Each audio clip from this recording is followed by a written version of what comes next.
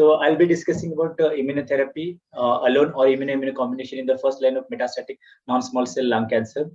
So let us look at what are the FDA approved indications for using new immunotherapy in metastatic NSCLC, that is nivolumab ipilimumab combination for the first line in metastatic NSCLC with the PDL1 percentage more than 1% without EGFR ALK mutation. And it has been also approved with the combination with the 2 cycles of platinum doublet chemotherapy regardless of PDL1 status.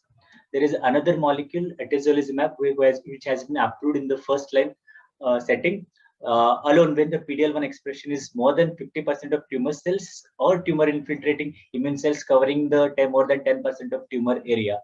It also has been approved along with the combination of the bevacizumab and paclitaxel carboplatin, that is a ABCP regimen in a non-squamous with the no EGFR mutation. And it also has been approved in a non-squamous with nab-paclitaxel along with the carboplatin without EGFR mutation. Even pembrolizumab has been approved in the first line setting with the pemetrexed and platinum chemotherapy with the metastatic non-squamous without EGFR mutation. It also has been approved in a combination with carboplatin, either pacli or nab-pacli in a squamous metastatic cancer. And it also has been approved with NSCLC expressing PDL1 TPS score more than 1% without any EGFR mutation. So let us go into the details of these studies which has made these immunotherapy combinations has been approved in the first line. So I'll be discussing only immunotherapy alone or immunotherapy combinations in the first line. The immunochemo combination has been discussed by Samir in further sessions. So first, the role of the first line nivo-EP combination versus with chemotherapy came from the CheckMate 227 trial. For the background, nivo and EP have distinct but complementary mechanism of action. When they combine, they can prolong long-term survival, as seen in melanoma, RCC, and NSCLC. Nivolumab targets PDL1, and ipilimumab targets CTLA4. So thus, CheckMate 227 randomized phase 3 trial for the first-line nivolumab-based therapy versus chemotherapy in advanced NSCLC. It has part 1 and part 2. Part 1 showed that nivo ipilimumab significantly prolonged overall survival versus chemotherapy in newly diagnosed when the PDL1 score is more than 1%. And it also has some pre-specified descriptive analysis, even less than 1% has shown some benefit as well. This current study reports 3-year updated survival from this OS. So in a CheckMate 227 stage 4 recurrent NSCLC without any prior systemic therapy, without any EGFR mutation with a PS021. Part 1A was with the PDL1 expression more than 1%, which has received either nivolumab ipilimumab combination or chemotherapy, which was based on a histology, or a nivolumab alone. And it was a part 1B when the PDL1 expression was less than 1%. So baseline characteristics were very well matched in a nivo-EP and a chemotherapy arm in sake of performance status, smoking, histology, and a PDL1 expression. So this is an updated 3-year OS update where the nivo-EP combination had a median overall survival of 17.1 months as compared to chemotherapy alone, it was 14.9 months. So thus there is 3 months, roughly around 3 months improvement in overall survival. So median overall survival, as we already have discussed, 17.1 months versus 14.9. Median progression-free survival was 5.1 and 5.6 months. And there was one more important median duration of the response in a month. It was 23.2 months as compared to 6.7 months. So as a safety summary, as we can see, the immunotherapy-related autoimmune side effects are usually common across these scenarios, but there are no new safety signals observed across the 3-year analysis. And the incidence of side effects are more during the first 6 months of therapy, which include skin, endocrine, GI, hepatic adverse effect, and most frequently when the incidence is more than 10%. But after the 6 months, there was no event occurring at frequency more than 10%. So to conclude, first line, nivo-EP continued to provide a durable clinical benefit to patients with advanced NSCLC when compared to platinum-based chemo, regardless of PDL1 expression at 3-year minimum follow-up. when the OS for PD-L1 more than 1% hazard ratio is 0.79, OS for PD-L1 less than 1% hazard ratio is 0.64. Objective response rate at 6 months associated with better 3-year survival outcomes with nivo-ipi versus chemotherapy. 3-year OS for responders at 6 months when PD-L1 is more than 1% is 70% with nivo-ipi combo as compared to 40 with chemotherapy alone. And 3-year OS rate for responders at 6 months with PD-L1 less than 1%, 82% with nivo-ipi versus 25% with chemotherapy. There was no new safety signals emerged, and thus investigators concluded that nivo-ipi represent novel chemotherapy sparing first-line treatment of advanced NSCLC. Let us go through what do we have evidence for atezolizumab as decided by the Empower 110 tier, which was for squamous as well as non-squamous NSCLC, where atezolizumab monotherapy compared with the platinum doublet, pemetrexed or gemcitabine along with the platinum agent in first-line NSCLC. So Empower 110 randomized phase 3 multicenter study, stage 4 non-squamous or squamous PD-L1 selected EGFR-ALK negative, stratified on the basis of the sex, ECOG, histology, and PD-L1 expression. Randomized 1:1 fashion to atezolizumab versus pemetrexed cisplatin in non-squamous, gemcitabine cisplatin carboplatin in squamous variety. And it has been continued till progression. And the primary endpoint was overall survival, and the key secondary endpoint were PFS, overall response rates, and duration of response rates. So expression of PD-L1 status in Empire 110 was TC3, that is more than 50% of tumor cells or more than 10% of immune cells covering the tumor area, was 38 and 36%, or for the more than 5%, it was 59, 58%, and including all, it was almost 100%.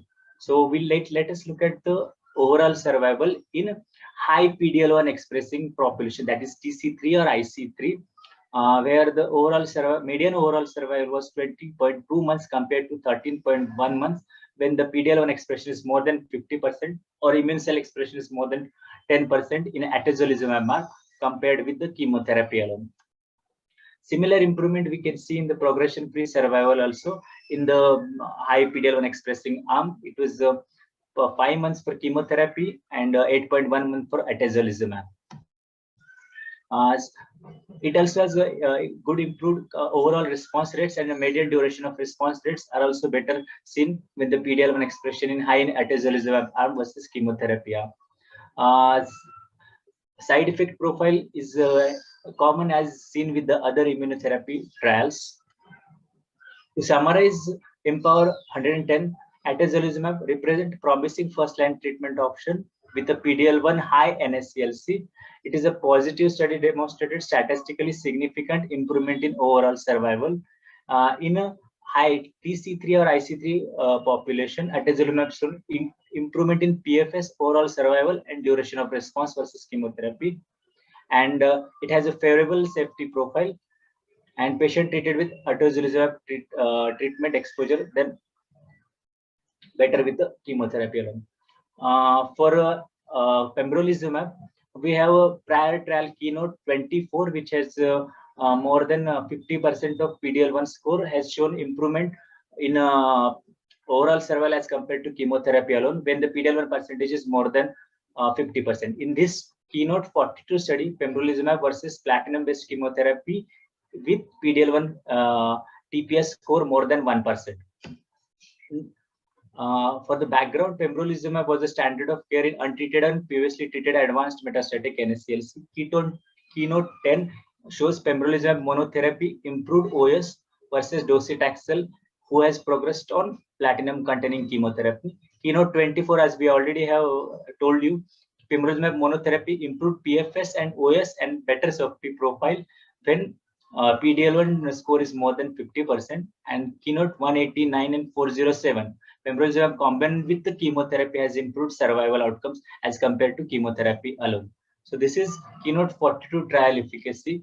It has been, the study design was 1:1 with the advanced metastatic NSCLC TPS score more than or equal to 1, no EGFR-ALK mutation, no untreated CNS metastasis, no prior pneumonitis requiring steroids.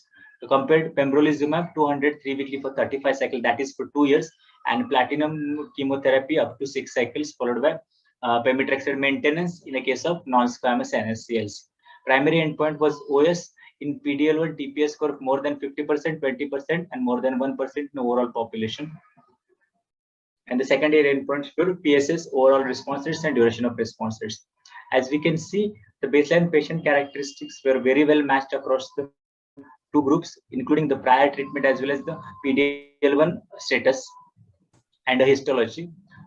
If we see at the overall response, overall survival rate with the PD-L1 TPS is more than 1%, is median to 16.7 months compared to 12.1 months with chemotherapy alone, when a TPS score is more than 1%. When a TPS score is more than 50%, it is the median overall survival is 17.7 months, 17.7 months as compared to 13 months. And when the TPS score is more than 50%, the survival median overall survival was 20 months as compared to 12 months in chemotherapy alone. Similar benefit can be seen in similar benefit not seen when the PD-L1 score is 1 to 49%. The progression-free survival is more than 1% is almost similar, but progression-free survival in a TPS score more than 50% and more than 20% was slightly better. No new safety signals were noted. There were routine autoimmune chemotherapy side effects were noted. So to conclude, in a patients with advanced metastatic NSCLC without EGFR ALK mutation with a TPS score more than 1%, first-line pembrolizumab improved overall survival versus platinum-based chemotherapy. Benefit was greater when the level of PD-L1 expression was high, more than 50%, more than 20%. There was no significant improvement in PFS with the study continuing to evaluate. Responses were more durable with the pembrolizumab versus chemotherapy at all levels of PD-L1 expression. Side effect with known safety profiles less frequent with pembrolizumab despite of longer exposures. So this data supported an expanded use of pembrolizumab monotherapy as a standard first line of treatment for the PD-L1 positive cancers.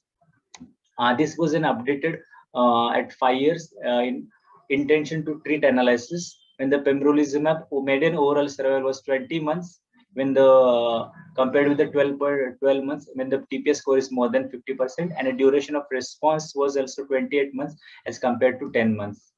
So to conclude in overall for the first line immunotherapy, so all metastatic lung cancers which are targetable mutation negative should be evaluated for immunotherapy with the PD-L1 testing. Immunotherapy alone is a good and chemo-free option when the PD-L expressions are high. Side effect profile with the immunotherapy alone are consistent with the known safety profiles and are safer than chemotherapy. And those with the low PD-L1 expression can be treated with the chemotherapy combinations. Thank you.